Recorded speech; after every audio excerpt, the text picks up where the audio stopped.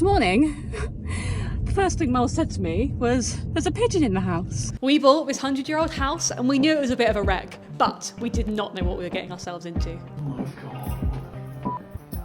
If you're after Pinterest-worthy renovations, we are not there yet. So, if you want the real-life, messy reality of bringing an old house back to life, then you're in the right place. We're posting new videos every Wednesday, so subscribe to follow along. This morning, the first thing Miles said to me was, there's a pigeon in the house. So we have had to change our plans and scurry off to the house to rescue this pigeon from, I don't even know how he got in. I don't know how you got in. I assume there's a window open that he managed to get into, but we'll show you all the pictures that I had this morning, but it's They're like so he's funny. mocking us. Yeah. He's found a little camera, and because you've got a little swivelly camera, he obviously, I don't know, is attracted to the movement and the noise, but he looks pretty cute, but he needs to go. He does need to go. Right, we made it over to the house now to try and get rid of this pigeon. Let's go kick out our intruder. Open this back door as well. Oh, there it is. Good, he's already kicking off. Sorry, Mr. Pigeon, I just need to get to this door. Poor lad.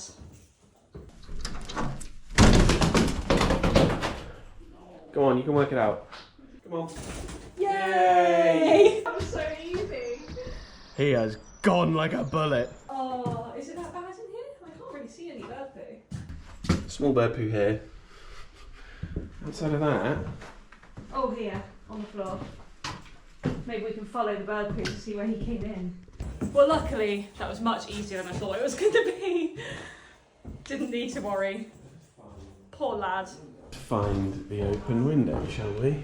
How the hell did he get into this building? This makes no sense. Maybe he got in through the cavities now and cleared them out. Yeah, but what? I don't know. What cavity? Well, we're baffled. I have absolutely no idea how he managed to get in. What a weird turn of events. Anyway, back to our normal lives. It's my slow, ancient machine. So nobody can hear it.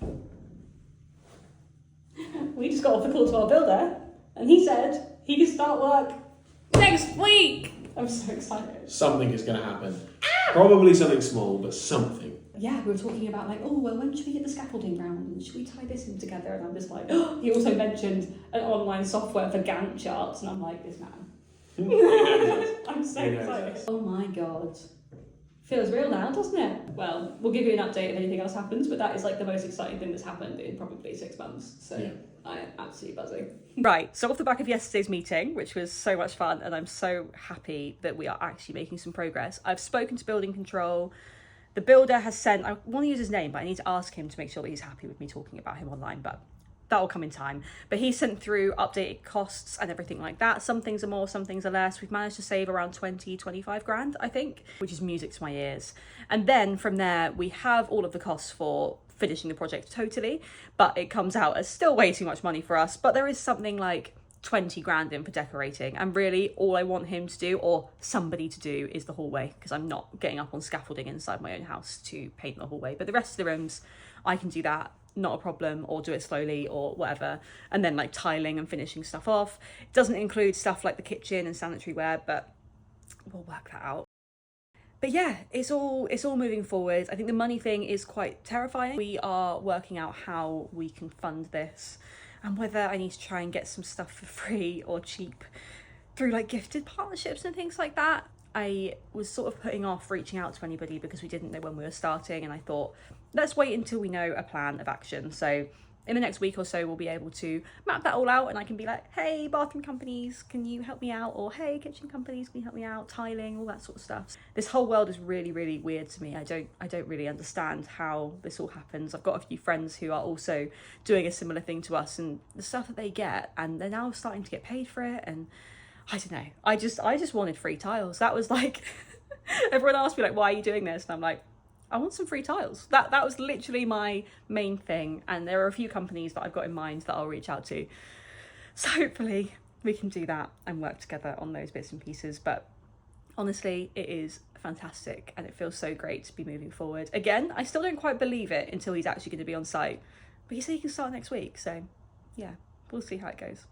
Our renovation tip of the week. I want to talk about price ceilings or value ceiling. Before you buy the house, have a look at all of the houses that have sold in the area and on the road and see what the most has gone for. That price is going to be pretty similar or bang on the ceiling of that area. Now, house prices are always rising, so the ceiling is always going up a little bit.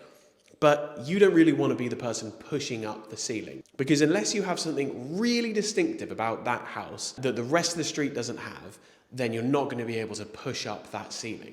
So when you're looking at house prices, see what the most expensive is nearby and make sure you stay under that. Definitely if you're doing a renovation job, because it has to be the price you're buying plus all of your renovation costs, that still needs to be below the ceiling. That way you're a lot more likely to, at the very least, break even and hopefully make some profit as well. If you're in the UK, then have a look on Rightmove. Then you can see all of the house sale prices. They've really conveniently put it all in one place. You can sort by the number of the houses, so you can see what the closer to your houses are sold for, but you can also do it by date. So another tip is to not look too far back in time. Something sold a decade ago is not representative to the current price. Try and look for ones that are closest to today's date. Only go maybe a year or two back to get a good gauge for where the ceiling is. I've come up with an idea and I wanted to get your thoughts on it. I obviously can't really show my style at the minute in terms of interior design, and anyone who knows me in real life knows that it's like my one true love. I did a course before Christmas in interior design at the local university. I really want to show everyone online what our plans are with the house, because right now it's a complete mess, as you know. So my question for you all is, what rooms do you want to see first? Currently I've got designs for the family bathroom and the living room. A little bit of the hallway, but not really. I did have the kitchen sorted, but now I've redesigned it. I need to go back to square one. I could show my whole process of that. I don't know if that would be of interest. Yeah, let me know what you think. What rooms do you want to see? We've got some exciting updates and we're using a mic, so hopefully you can all hear us. Do you want to give the update? This is going. Finally, Next week. the chimneys are out. We've picked a builder, we're doing contracts and all that boring stuff, but we have agreed first fix things and they're starting next week, starting with the chimney kicking off. Yes, the chimney is gone. They are starting demo work, basically, getting straight in and on it.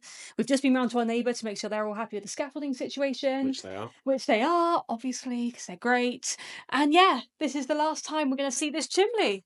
So, weird, right? We've got 4 in this house, so we're getting rid of 2 of them in this phase, which is very expensive, and we really did try and work out if we could keep them, but it worked out that we needed them. We needed them gone. Like, it just wasn't worth it. So getting rid of this chimney, this is actually just going to be a flat wall that will be the kitchen. It's going to be a sink and counters and various kitchen-y things. Yeah, we're going to have an island in front here, and then like the run of stuff behind me. I'm going to be able to stand here at the island, see out into the garden, see the dining room, and maybe even be able to see into the living room. Maybe even see the front of the house from here, actually. Yeah, you'll That's a good be able point. to see the front I garden. hadn't really thought about that. It's yeah, all me getting real. neither.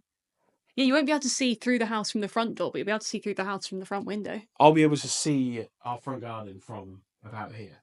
Yeah. I'll be having my Nesquik at the island, and I'll be going, oh look, there's the back garden. Oh look, there's the front garden. Oh look, there's a dining table.